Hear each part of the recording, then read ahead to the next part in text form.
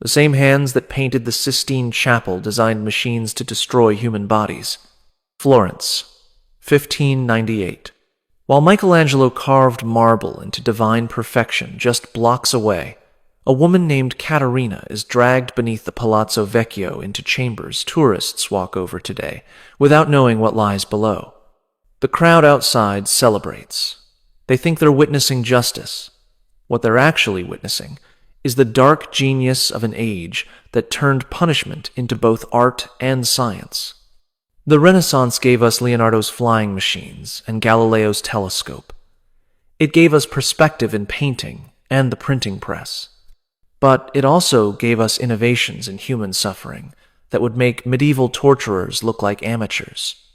Because when the same brilliant minds that revolutionized art and science turned their attention to punishment, they created devices of such calculated cruelty that even writing about them was sometimes forbidden. Listen closely. That sound you hear isn't just stones settling in ancient buildings. In Prague, in London, in Rome, beneath palaces and courthouses across Europe, chambers still exist where Renaissance creativity showed its darkest face. The iron devices are gone, moved to museums where we look at them behind glass, unable to comprehend that the same culture that produced the Mona Lisa's smile also produced machines designed to remove smiles permanently. Here's what they never taught you in art history class. The Renaissance wasn't just a rebirth of classical learning. It was an explosion of innovation that touched everything, including the systematic destruction of human bodies. Have you heard of the device that could compress a person until their bones fused together? Or the invention that Renaissance engineers proudly demonstrated to nobles, showing how it could fold a human body into impossible positions without quite killing them?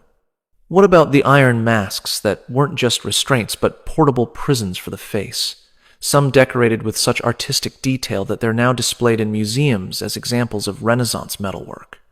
The craftsmen who made them signed their work, proud of creating instruments that would silence human voices forever.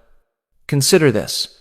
Lorenzo de' Medici, the great patron of Renaissance art, personally owned a collection of punishment devices that he displayed alongside classical sculptures in his palazzo.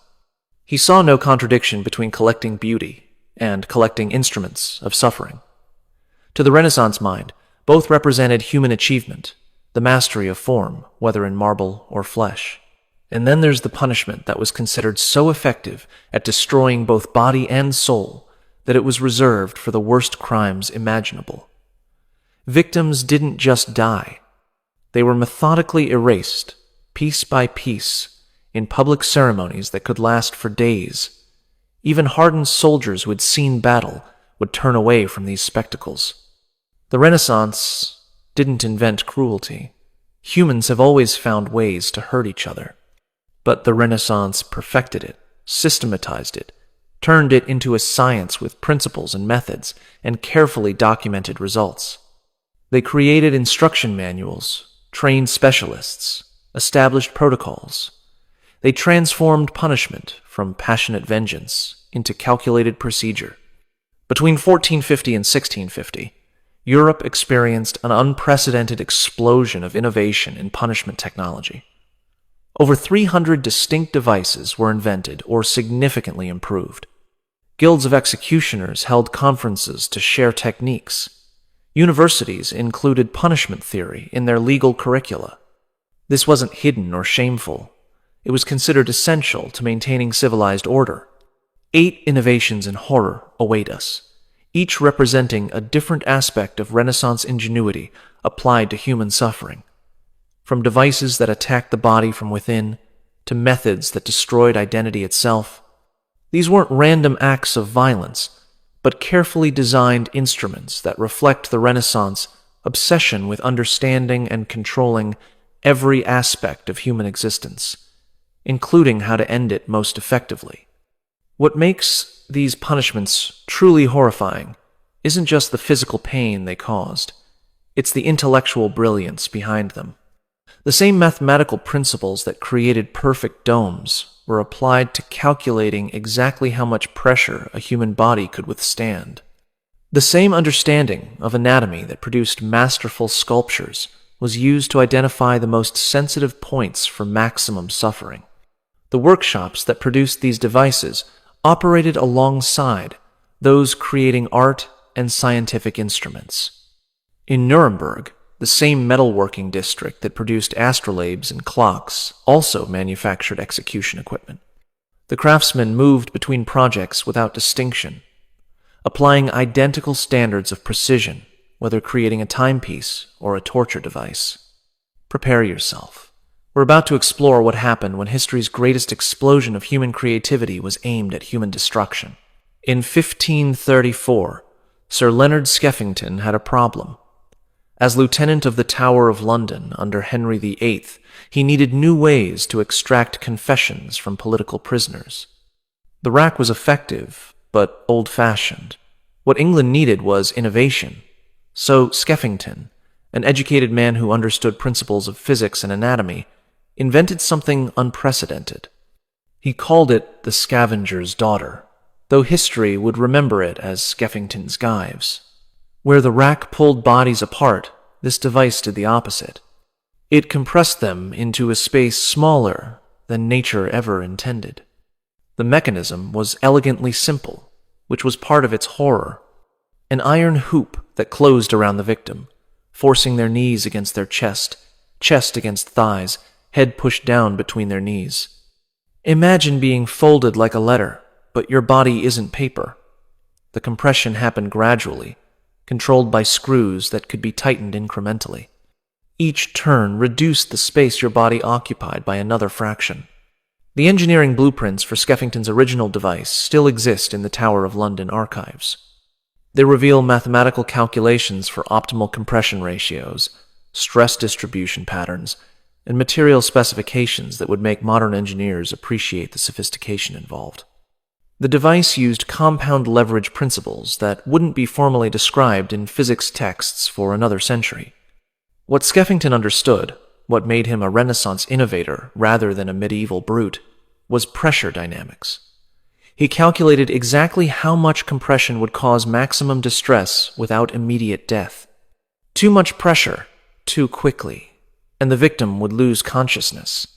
Too little, and they could endure. But find the perfect balance, and you created a situation where the body's own systems became the torture. The tower's expense records from 1535 show payments to 3 different metalworkers for components of the device. John Smythe received 12 shillings for iron bands of specified thickness. Thomas Hartwell was paid 8 shillings for precision screws and threading. William Cooper earned 15 shillings for assembly and testing of the complete mechanism. This wasn't improvised brutality, but commissioned engineering. The physiological effects were precisely documented by tower officials, because the Renaissance documented everything. After 30 minutes, blood vessels in the nose and ears would rupture from pressure. After an hour, victims reported feeling like their ribs were crushing their lungs, though examination showed the ribs remained intact. It was the compression of space, not breaking of bones, that created the sensation. Dr. John Picton, the tower's physician from 1540 to 1555, left detailed medical notes about the device's effects.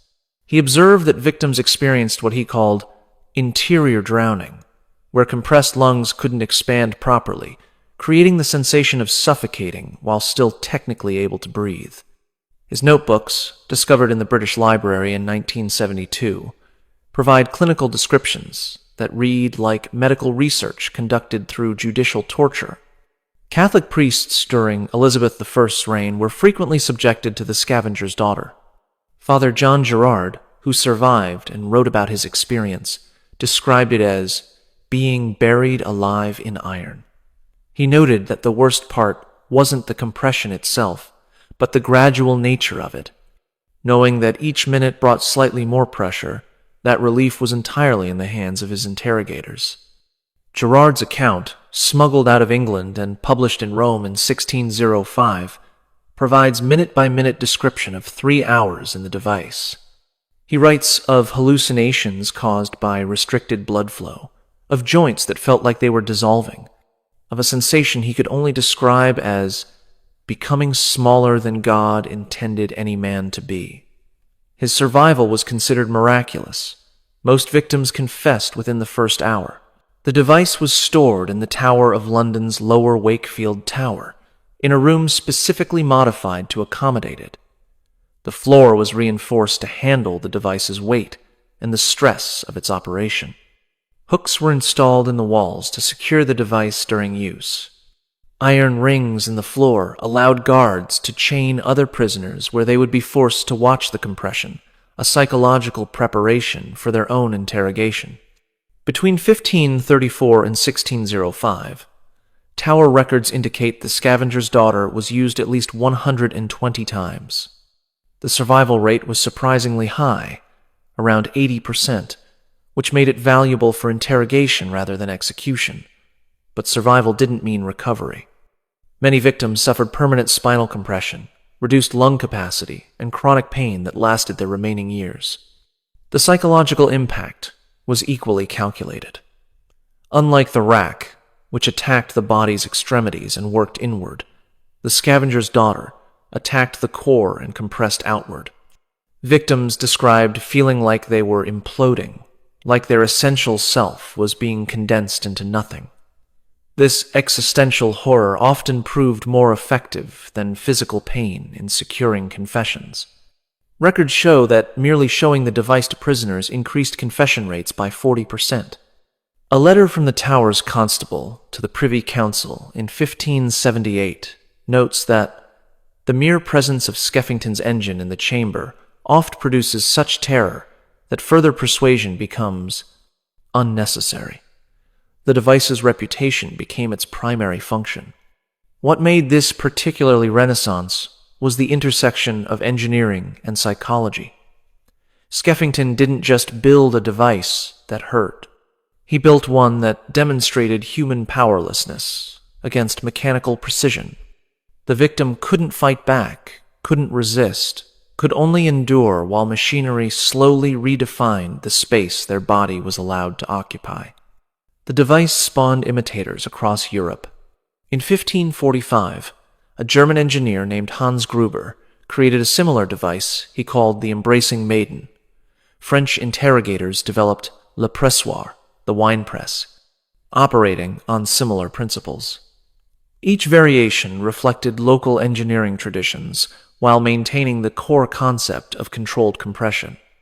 The last recorded use was in 1605 against suspects in the gunpowder plot.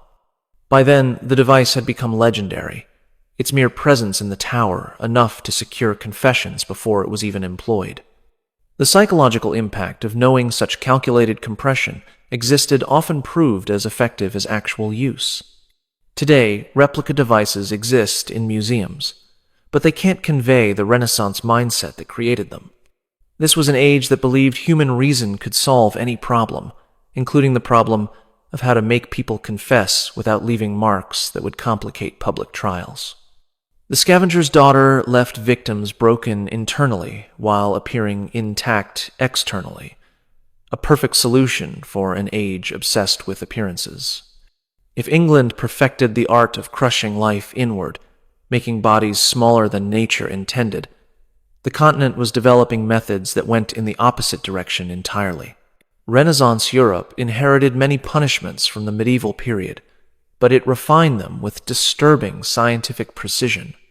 The sawing punishment exemplified this evolution, transforming a crude execution into a calculated spectacle that demonstrated both anatomical knowledge and theatrical sophistication. The method appeared across the Holy Roman Empire, Spain, and parts of Italy throughout the 1500s. But this wasn't random brutality.